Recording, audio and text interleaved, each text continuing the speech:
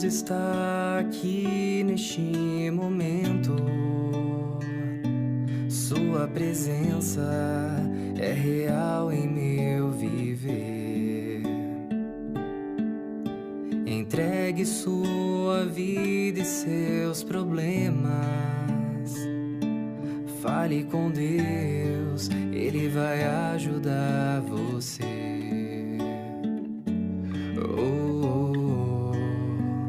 Deus te trouxe aqui para aliviar o teu sofrimento. É Ele o autor da fé, do princípio ao fim, em todos os teus tormentos. E ainda se vier noites traiçoeiras, se a cruz pesada for, Cristo estará contigo. O mundo pode até fazer você chorar, mas Deus te quer sorrindo.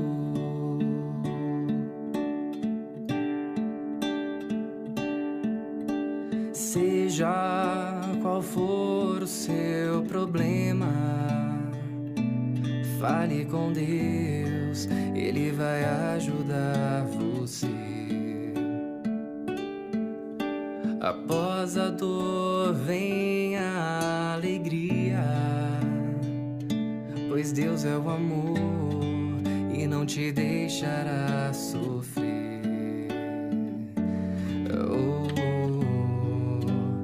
Deus te trouxe aqui para aliviar o teu sofrimento. É Ele o autor da fé, do princípio ao fim, em todos os teus tormentos. E ainda se vier noites traiçoeiras, se a cruz pesada for, Cristo estará contigo. O mundo pode até fazer você chorar, mas Deus te quer sorrindo. E ainda se vier noites traiçoeiras, se a cruz pesada for, Cristo estará contigo. O mundo pode até fazer você chorar, mas Deus te quer sorrindo.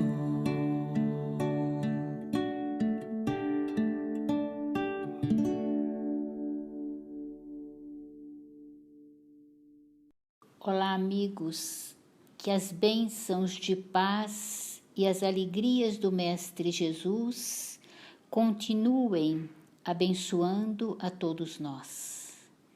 Agradecemos muito por esta oportunidade e que os ensinos que aqui serão trazidos possam orientar-nos no equilíbrio, favorecendo a todos na conquista do amor verdadeiro.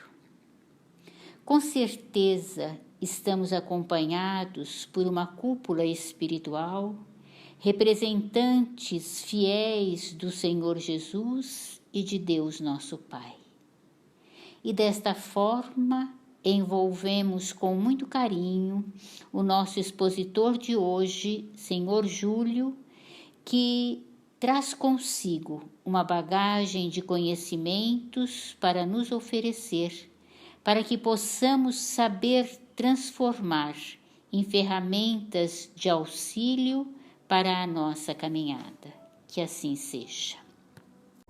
Boa noite, queridos irmãos do Centro Espírita Irmã Lina. Vamos estudar hoje juntos o que Jesus fez após atender o centurião romano, conforme nossa última palestra. Diz-nos Lucas, também no capítulo 7, itens 11 a 17, que Jesus seguiu viagem e chegou a uma cidade por nome Naim. Naim é um lugarejo cerca de 10 quilômetros a sudeste de Nazaré, na Galileia. Existe ainda hoje, quase em ruínas. Naim entrou para a história cristã graças a esse prodígio operado por Jesus. Jesus observou a angustiada mãe, compadeceu-se dela e lhe disse: "Não chores." E dirigindo-se ao que estava morto, falou: "Jovem, eu te digo, levanta-te, eu te ordeno."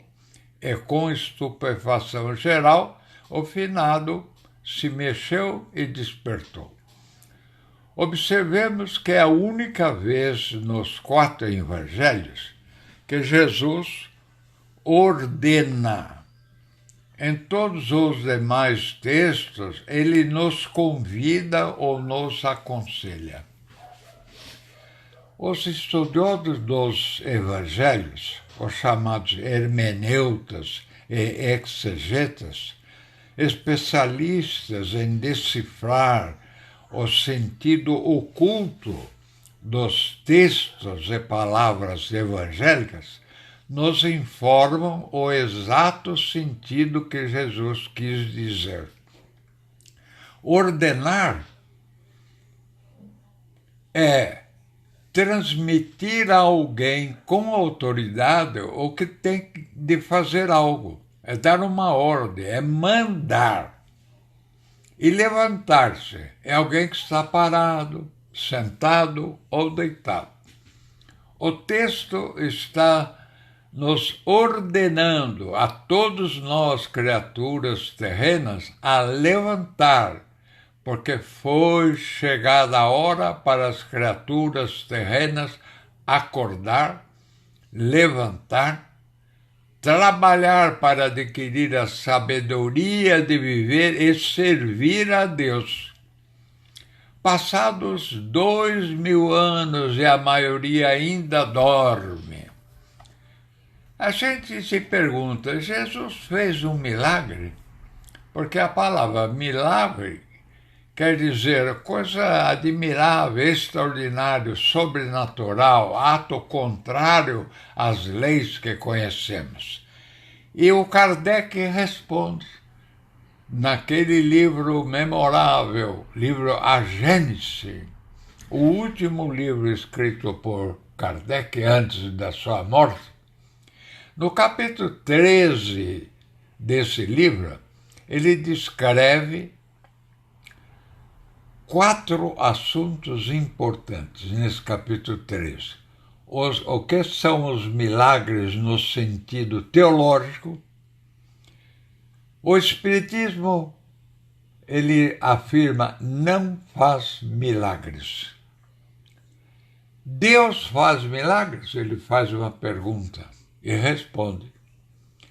E o sobrenatural e as religiões. Esses 4 capítulos do capítulo 13 do livro A Gênese são muito importantes para se estudar sempre. No item 14 desse capítulo, Kardec afirma: o Espiritismo repudia toda a pretensão às coisas ditas milagrosas.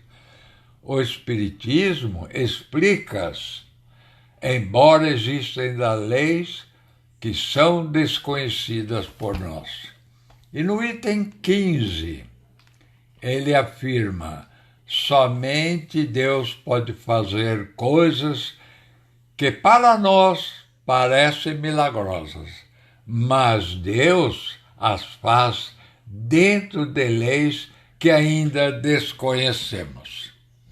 No capítulo 14 do livro Agentes, ele explica o que vem a ser catalepsia e letargia. Na catalepsia, diz Kardec, o corpo físico se torna rígido, inclusive seus membros, impedindo que o espírito se comunique. Na letargia, a criatura fica em estado de inconsciência, que se assemelha a um sono profundo. No capítulo 15 desse livro, tem um item chamado Ressurreições, e Kardec comenta nesse capítulo as 3 ressurreições constantes nos evangelhos. A ressurreição da filha de Jairo, o filho da viúva Naim, que nós estamos estudando hoje, e a de Lázaro. São as 3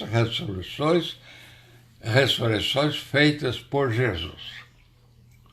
Diz Kardec, o fato da volta à vida corporal de um indivíduo realmente morto seria contrário às leis da natureza. E Jesus não costumava contrariar tais leis. Há, pois, toda a probabilidade de que, nesses casos, o considerado morto apenas estava em letargia.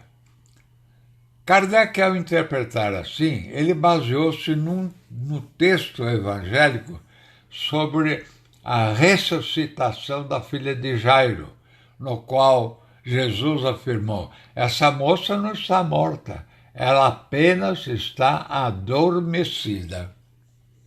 Dado o poder fluídico que Jesus possuía, nada há de espantoso que o fluido vivificante, dirigido por uma forte vontade, haja reanimado os sentidos entorpecidos dessas 3 criaturas humanas. Os espíritos superiores, como Emmanuel, Joana de Ângeles e tantos outros, elucidam-nos dizendo para não nos preocuparmos com o fato em si, quer dizer, se Jesus ressuscitou, não. Pois Jesus, com seus poderes que ainda não imaginamos, não temos consciência dos poderes supremos que Jesus tinha, poderia ter feito a volta à vida física, não só de cataléticos, letárgicos, mas daqueles que estavam fisicamente mortos. Nós devemos, esses espíritos superiores dizem, procurar o sentido espiritual que Jesus quis ensinar nesse trecho. Diz Emmanuel no livrinho O Consolador, pergunta 317.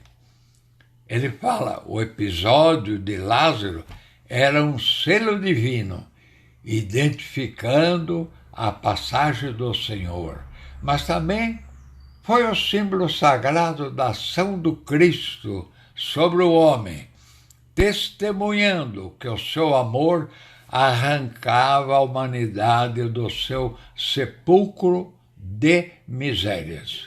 Lembre-se bem, Emmanuel afirma, ele arrancava a humanidade de seu sepulcro de misérias. Esse é um sentido que nós devemos ter nesse trecho de Jesus. Também Emmanuel, em Vinha de Luz, no livrinho Vinha de Luz, capítulo 151, ele conta que Jesus emocionou-se, com lágrimas nos olhos, junto do sepulcro de Lázaro. Entretanto, essa comoção de Jesus edificava-se na esperança, acordando a fé viva daqueles que o ouviam. Esse gesto que se transformou em vigoroso símbolo, no sentido de que o Senhor nos reergue nos ressuscita das misérias que nós temos, é fantástico. É um despertamento que nós devemos ter para chegar ao reino de Deus. A alma mais assombrada, diz Emmanuel no Vinha de Luz, a alma mais assombrada no sepulcro do mal será arrancada das trevas psíquicas para a luz da vida eterna. E mesmo ainda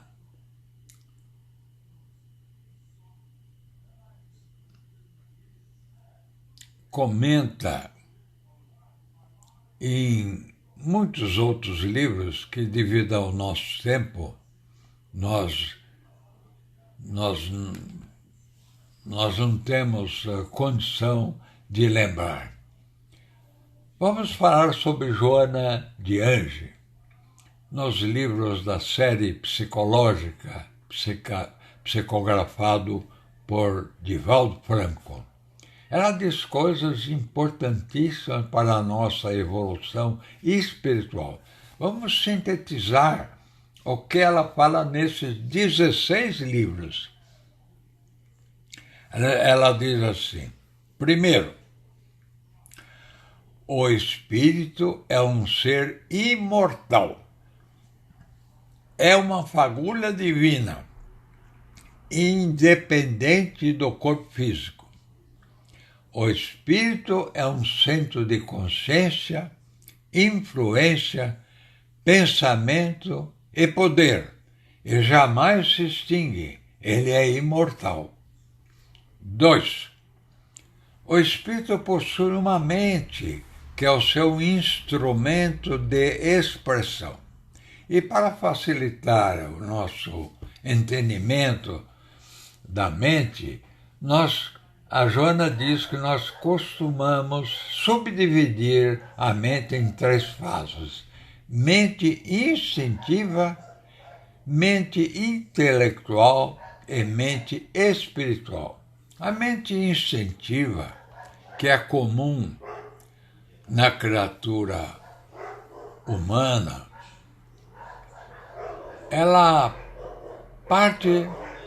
essa parte da mente, a mente instintiva, armazena as experiências do ser humano no decurso de sua evolução. Nela encontram-se vestígios do velho instinto animal de se proteger, de combater. Nela estão inscritas as paixões animalescas que ainda temos, como ódio, inveja, ciúme, etc., etc. Esses instintos nos foram úteis no passado, mas não mais serão úteis nas criaturas humanas em estado adiantado de desenvolvimento. Nós temos que aprender a dominar esses instintos, ainda que estão sob a nossa mente instintiva. A mente intelectual é a parte da mente de que nos servimos para raciocinar e analisar. O ser humano vai adquirindo-a em seu processo evolutivo. Diz a Joana de Ângeles, no livro Desperta e Seja Feliz, diz assim: por largos tempos enfrentaremos na Terra a problemática do erro e da criminalidade. O processo de evolução faz-se lento nas faixas inferiores do desenvolvimento da consciência, acelerando-se à medida que o ser desperta para a responsabilidade e para o dever. Vemos muito interessante essa consideração que a Joana faz porque na medida que nós evoluímos, vai acelerando o processo. A mente, a última parte da mente que a Joana nos cita, é o terceiro, é a mente espiritual. É o mais alto, é que fica mais alto na mente. Ainda pouco conhecida e utilizada pelos habitantes terrenos. Nas criaturas mais adiantadas que a utilizam, estão os gênios que são inspirados pela espiritualidade superior. 3. As criaturas humanas, em grande maioria, se servem apenas das partes mais baixas e inferiores da mente, vindo daí os sofrimentos para lapidar o diamante que somos e tornarmos um eterno brilhante. 4. No sentido evangélico, morto é uma alma que está parada em seu ciclo evolutivo. As criaturas humanas, em sua maioria, permanecem adormecidas para as graves responsabilidades espirituais. Essa maioria está ainda distraída nos jogos das ilusões e aplica o tempo na volúpia do prazer, distanciados de quaisquer compromissos elevados para com a vida. Estão, portanto, espiritualmente mortos. 5. A fraternidade. A maioria das criaturas humanas ainda não acordou para compreender que devemos nos conscientizar sobre a realidade única da vida, viver em fraternidade. E ela explica, todo o universo vive em fraternidade. Na Terra existe vida por causa do Sol. A sua luz irradia energia vivificante, e sem ela não haveria nem vida vegetal e nem animal no planeta. Igualmente, a Lua, com a sua luz polarizada, permite o descanso, o relaxamento das tensões existentes. Devemos observar que o universo nos dá um grande exemplo de fraternidade com o Sol e com a Lua. Também vamos verificar o nosso corpo físico, que é composto de milhões de células que formam os nossos órgãos internos, coração, pulmões, fígado, rins, etc., etc. Esses órgãos vivem em perfeita fraternidade. Cada um faz o que deve fazer. E um ajuda o outro. Infelizmente, como ainda a nossa alma não acordou para compreender essa realidade, martiriza todos esses órgãos internos, com pensamentos nefastos, comida inadequada e vícios perniciosos. 6. Quando o ser humano resolver abandonar as sombras afligentes das paixões desgastantes, pairará nos altiplanos da vida celestial. Quando as claridades do Evangelho penetrarem na alma das criaturas humanas, alterações significativas ocorrerão. Por enquanto, a maioria vive nas trevas da mente.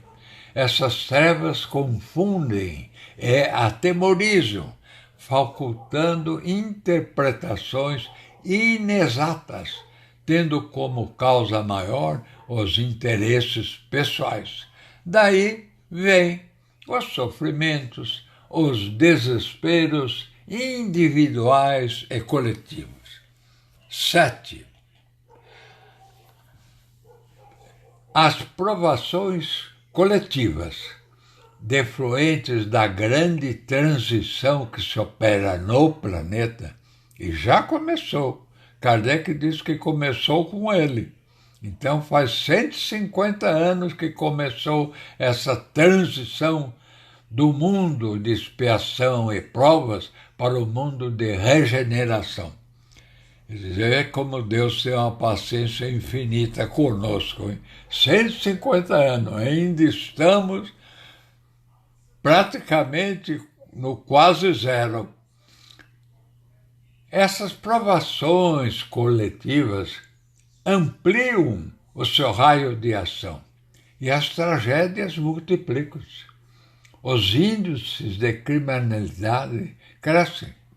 As ameaças de contínuos desastres sísmicos, sociais, psicológicos e físicos, como a pandemia atual, decorrem da falência dos valores morais das criaturas.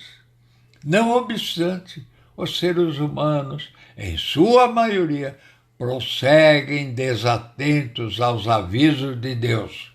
A maioria tem se ocupado na busca de prazeres inferiores, em fuga espetacular da responsabilidade, procurando evitar o enfrentamento com a sua própria consciência. Uma vaga imensa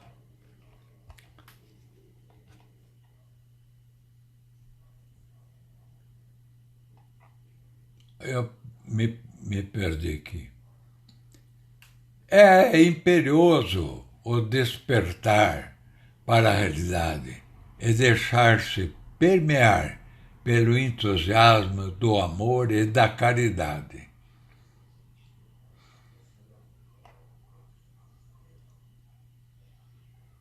Uma vaga imensa de desânimo arrebata os grupos humanos. E, com isso, eles se atiram nos fossos do gozo, procurando fruir de todo tipo de sensações imediatas, esquecendo os fenômenos de advertência que nos são dados. Uma pausa para a reflexão poderá contribuir para solucionar os graves problemas vigentes. Indispensável se torna o trabalho pessoal de despertamento da consciência. No texto evangélico que estamos estudando hoje, Jesus nos alerta: levanta-te, eu te ordeno. Nenhuma solução existe em caráter milagroso para a solução dos graves problemas que atingem a população da Terra. Certamente, novos cataclismos e vírus surgirão, até que a natureza moral seja implantada em nosso planeta. Diz o Emmanuel, no livro Pão Nosso, capítulo 99, que não basta nós temos virtudes apregoadas em favor do estabelecimento do reino de Jesus. Ele fala que nós devemos ter ardente caridade uns para com os outros. Devemos ter fraternidade. Nós, para alcançarmos a substância, a essência, que é o nosso espírito, o eu superior.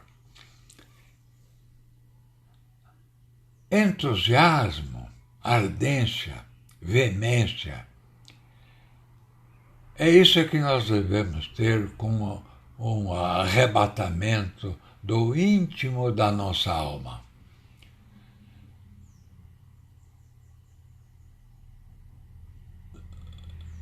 10. A falta de entendimento sobre os objetivos essenciais da vida gera todas as perturbações existentes. É imperioso o despertar para a realidade, deixar-se permear pelo entusiasmo do amor e da caridade, alterando os valores da alma. Diz a Joana, não te permitas o desencanto em relação à vida, nem te precipites nos abismos das fugas psicológicas, porque encontrarás, onde quer que vás, talvez mais complicado ainda do que deparas nesse momento. Então é hora de nós pensarmos bem e não fugirmos da nossa responsabilidade. As coisas que nós enfrentamos, que vêm a nós devemos parar, pensar e ver como Jesus enfrentaria isso. 12. Diz a Joana, és o autor do teu futuro, que escreves com as tuas ações atuais, assim como delineastes ontem as ocorrências de hoje. Não te permitas o anestésico da ilusão, sempre temporária, porque despertarás inevitavelmente, talvez com provas mais duras. Enfrente a vida com entusiasmo, confia e serve, lute e ame, alegra-te e mantém-te em paz. Ajuda o teu próximo, compreendendo-lhe a posição quando se te faça inamistoso, agressivo ou perturbador. Isto é, nós não devemos ter preconceitos. O sinônimo de preconceito, o que é preconceito? É prejulgar. Nós, antes de conhecermos a verdade do outro, nós já prejulgamos e temos preconceitos para com o próximo. Diz ela, torna-te exemplo de paz, e o teu entusiasmo se transformará em uma sinfonia que sensibilizará outras almas que se encontram ainda em incerteza a respeito dos reais valores da vida. 13. Cante com entusiasmo a sublime balada que se encontra na fé em Deus, e as ocorrências funestas serão transformadas em bênçãos de harmonia pelo teu percurso de crescimento espiritual. Lembre-se daquela canção do Ivan Lins. Depende de nós que o mundo seja perfeito, etc, etc. É uma canção linda. Certamente o Ivan Lins foi inspirado pelos mais altos espíritos que lhe acercam. 14. Jesus nos alerta, nos ordena. Queres seguir-me? Levanta-te, acorde. Construam o reino de Deus no íntimo de suas almas. Eu estou encerrando esta apresentação desejando que todos assimilem com entusiasmo o que os espíritos superiores nos ensinaram. Fiquem na paz de Deus e até breve, se Deus quiser. Obrigada, Senhor Júlio, que Jesus o ilumine e fortaleça sempre na sua grande proposta de levar a muitas criaturas as possibilidades de entenderem melhor as obras básicas da nossa doutrina que estabelecem os alicerces do Evangelho Divino.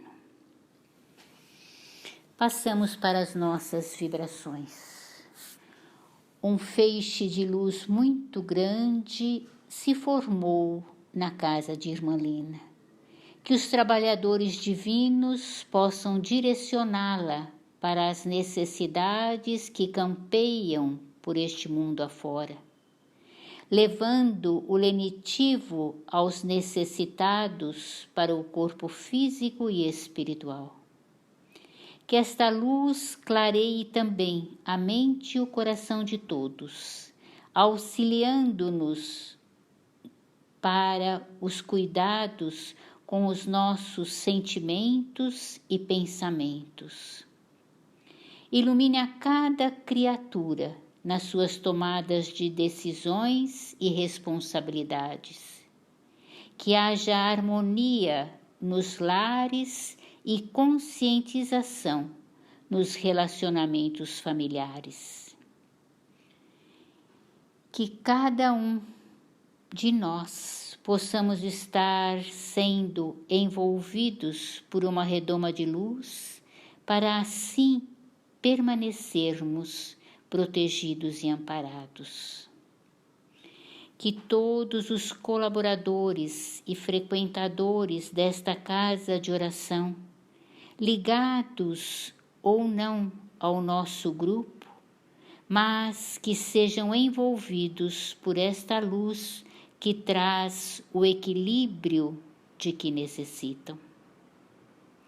Que uma vibração de muito amor alcance todos os benfeitores celestes, nossa gratidão muito grande a cada um deles. E assim dizemos ao Senhor Jesus, que seja para o teu coração misericordioso este pequenino trabalho que aqui realizamos, que possamos aprender a viver para melhor servir ao Senhor. Precisamos de Ti, Senhor Jesus. Seja conosco hoje e sempre. Encerrando assim as atividades da noite, que vão em paz e que ela permaneça em nosso coração. Que assim seja.